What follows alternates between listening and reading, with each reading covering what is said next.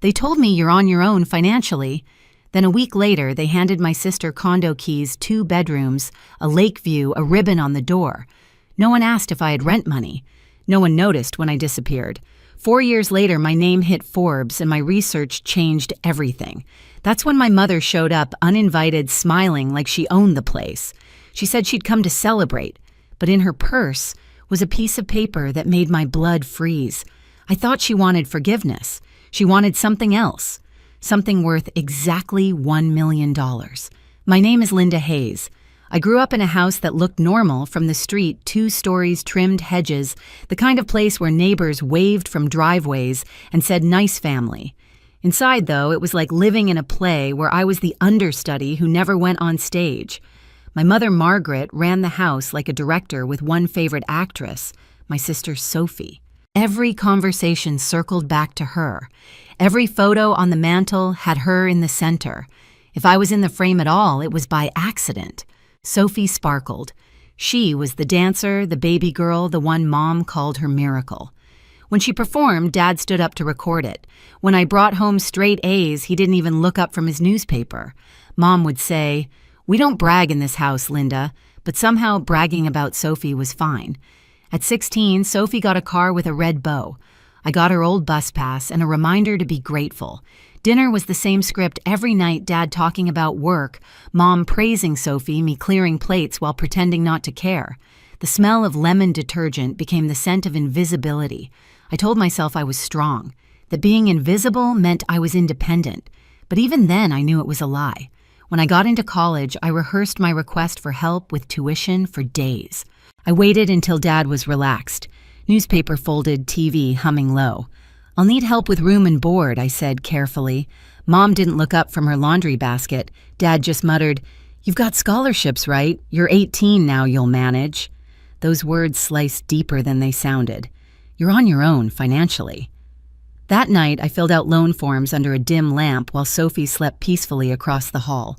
I wasn't angry, just hollow. Like a door had quietly closed and no one noticed I was still standing outside. College was a blur of labs, ramen, and side jobs. I sent short texts home at first, still hoping someone might ask if I was okay.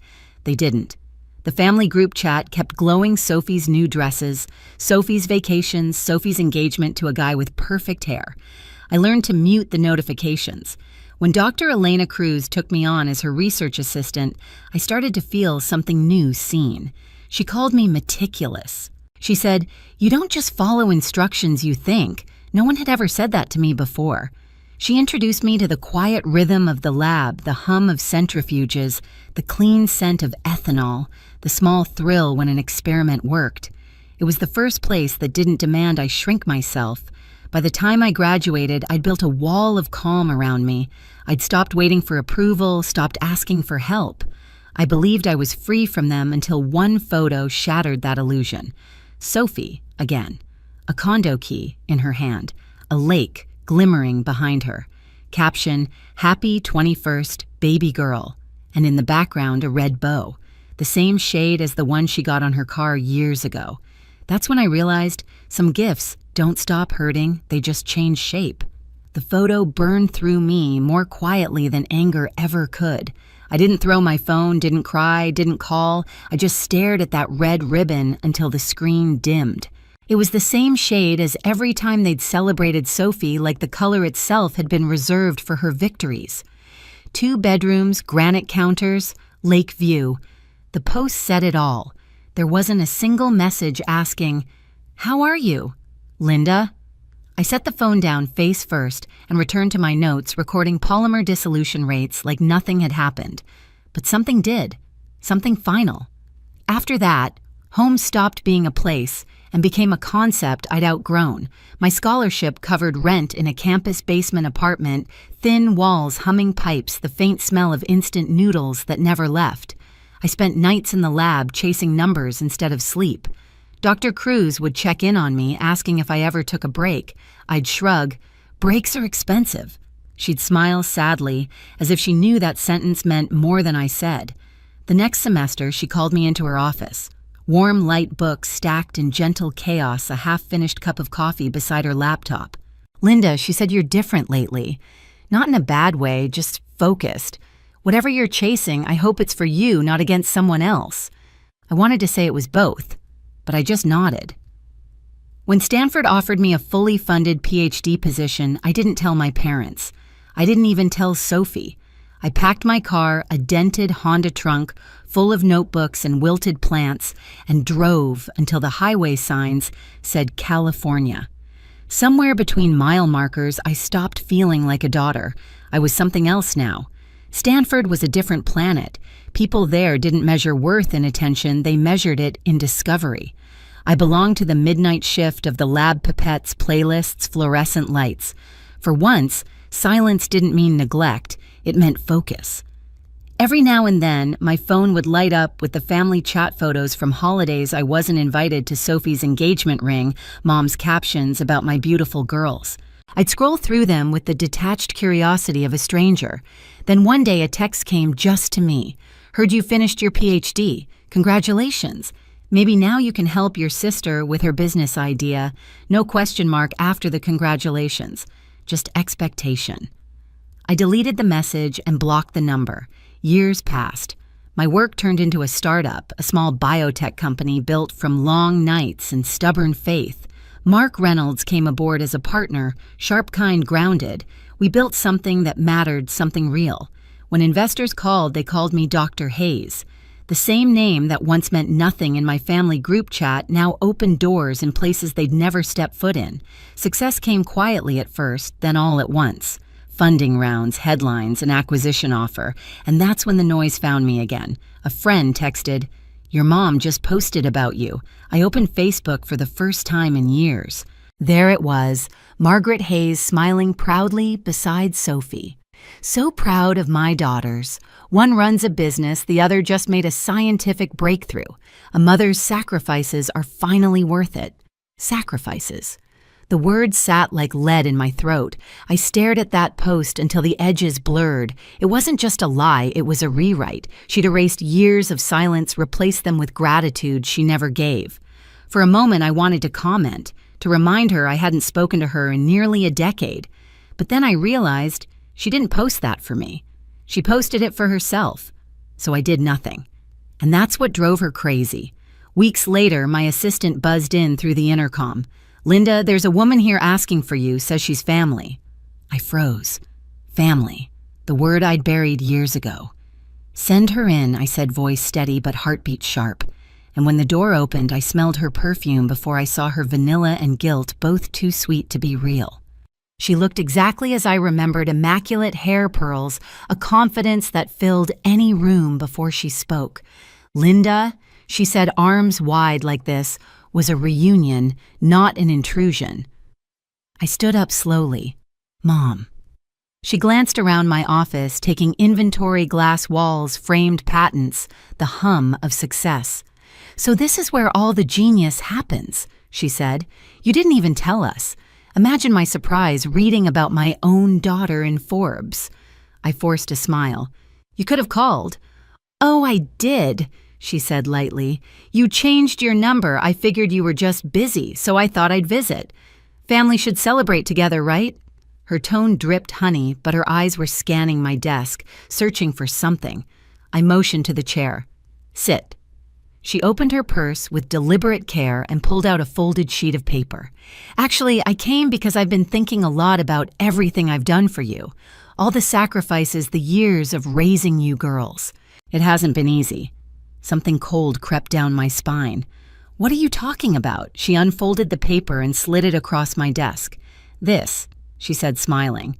I glanced down, typed lines, itemized, private school tuition, meals, emotional labor, and at the bottom a neat total $1,000. It wasn't a joke. I looked up. "You're asking me to pay you $1 million for being my mother?" Her smile didn't move, but her eyes hardened. "For everything I gave up, for all the things you could never repay." My breath caught. "Family doesn't work like that." "Family?" she snapped, voice suddenly sharp. "Family doesn't abandon the woman who gave them everything." I swallowed hard. "You chose to have me, Mom. Children don't owe their parents for being born." For the first time, she faltered. Then she leaned closer. Can't or won't, I could have had a life, a career, a husband who stayed. But instead, I gave it all to you." Her words echoed, but something inside me stayed still. I'd lived my life trying not to upset her. That ended here. "I'll help with your expenses," I said quietly, "but not this." Her face froze. "Then you're no longer my daughter." She stood, smoothed her jacket, and headed for the door. At the frame, she turned back. "Your father would be ashamed of what you've become." And when she left, the silence that followed wasn't empty. It was heavy, alive, and mercifully final. For a long time after the door shut, I didn't move. The hum of the AC filled the silence she left behind, a sterile white noise that almost sounded like peace. Then it hit me all at once. The tremor, the disbelief, the quiet ache that felt older than my bones. I sat back in my chair and stared at that piece of paper on my desk. $1 million, an invoice for motherhood. When the tears finally came, they weren't loud. They were measured like something my body had been storing for decades, finally leaking through a crack. By morning, I wasn't crying anymore. I was done. I walked into the lab early before sunrise, before anyone else could see the wreckage on my face. The machines hummed softly, steady, and loyal. I started a new synthesis, wrote notes with the same precision I'd always had, and told myself this was how you heal, with order, with proof, with momentis. Dr. Cruz found me an hour later holding a cup of coffee. She looked at me, then at the empty space behind my eyes. She came, didn't she? I didn't ask how she knew. She always knew. "She wants money," I said. $1 million. Dr. Cruz didn't flinch. "And what do you want?" I thought for a long moment. "Peace," I said, "but I don't think it's refundable." That night, I sat on the bathroom floor of my office, still wearing the champagne-colored dress from the party, my hands trembling so hard I could barely breathe. The mirror across from me reflected someone calm, detached, someone I didn't recognize. The woman who built a company that saved lives was breaking quietly in the corner of her own success. I remembered every Sunday dinner where my mother said, "We do everything for you girls." Every silent ride home where I tried to believe her, every time I excused her cruelty as stress. And suddenly, I could see it for what it was, not sacrifice, but control. She gave so she could own. I texted Mark, "Don't come by tonight, I need to think." 2 days later, I met with my lawyer. I told him to create a trust for my mother enough to cover her basic needs, nothing more. Strict conditions, I said. She can't touch the principal. No withdrawals beyond the monthly stipend. He raised an eyebrow. "You're protecting her from herself," I shook my head. "I'm protecting me from her." The calls started the next week. At first, they were angry. "You'll regret this, Linda. You can't erase me." Then they turned pleading. "I forgive you, sweetheart. Just send the money so we can be family again." By the third round, they became threats. "Maybe the media should know how ungrateful you are." I stopped answering. Mark watched me one night sitting on the couch, my phone lighting up over and over. "You don't have to read them," he said. "I'm not," I told him. "I just need to see how far she'll go." Eventually, the messages slowed. The noise faded into static. And one morning, there were no more missed calls, no new emails, just quiet. That quiet felt earned. A month later, Dr. Cruz called me into her office again. "You've been working like someone's chasing you," she said softly. "Is it over?" I nodded. "Almost." She handed me an envelope. "Then take this weekend off. Go somewhere that isn't built from adrenaline." Inside was a printed ticket to a coastal retreat, a place where the lab noise would be replaced by waves. That night, I stood by my office window, city lights reflecting off the glass like distant stars. I thought of the woman who'd raised me, how she'd mistaken fear for love and guilt for loyalty. And I thought of myself finally untethered, finally breathing in a life that wasn't borrowed. The acquisition ceremony came 3 months later. Our company had been valued at $80 million. Investors, journalists, champagne, the whole illusion of triumph. I smiled for photos, shook hands, said all the right words. No one saw the small scar beneath the perfection, the space where I'd cut off the last thread of her control. After the speeches, I stepped outside for air. The night was crisp, Pacific wind sharp enough to feel like cleansing. Mark joined me, handing me a glass of water instead of champagne. "You okay?" he asked. "I am," I said. And I meant it. but peace, I've learned, doesn't stay still for long. 8 years passed. The company thrived. We built, we healed, we lived. And then one autumn morning, driving through Seattle for a conference, I saw her again. She was sitting on a curb outside a coffee shop, a paper cup in her hand, gray hair tangled, eyes dim but unmistakable. For a second, I forgot how to breathe. The world went quiet in that dangerous way it used to. I parked, bought 2 coffees, and sat beside her. She didn't recognize me at first. Then she whispered Linda like a question she was afraid to finish. We talked for an hour, half-truths, fragments, things too fragile to name. She said she was sick. Pride had taken what the world hadn't. When I left, I arranged help through the trust. Not as a daughter repaying debt, but as a human refusing cruelty. I didn't forgive her that day, but I stopped letting her story define mine. And when I drove away, the city looked softer, like it was finally letting me go.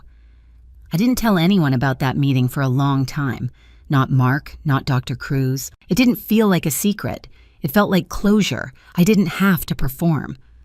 The following week, I got a call from the social worker overseeing her case.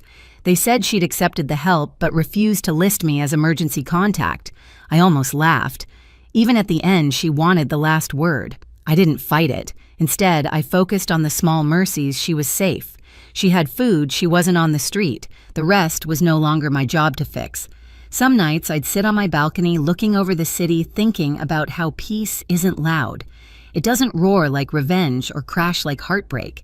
It hums steady quiet like the machines in the lab that once held my world together. Dr. Cruz retired that winter. At her farewell dinner, she took my hands and said, "You've built everything you once wished someone would build for you. Don't forget to rest inside it." I promised I would try. Mark and I grew our company slowly, carefully. We created scholarships for girls in science, kids who reminded me of myself before the silence hardened. Each time I saw one of them light up over a breakthrough, something in me softened too. One morning, a letter arrived. No return address, just my name in a shaky hand. Inside, one line on plain paper. "Thank you for the coffee." No apology, no signature. And yet, it was enough. That evening, I drove to the lake near our old neighborhood. The water was still the kind of stillness that holds its breath before dawn. I whispered a goodbye no one heard and let it sink into the ripples. Freedom didn't look like victory. It looked like calm. For the first time, I understood love doesn't always heal you. Sometimes it teaches you who you must become without it. People think closure is a conversation, some neat ending where everyone hugs and cries. It's not. It's the moment you stop waiting for the apology that will never come and you live anyway. I don't hate my mother. I don't love her either. I just wish her peace somewhere far from mine. If you've ever had to build yourself from the silence your family left behind, know this. You don't owe anyone for surviving. You don't owe them your forgiveness to stay free. Share your story in the comments. Someone out there needs to hear it.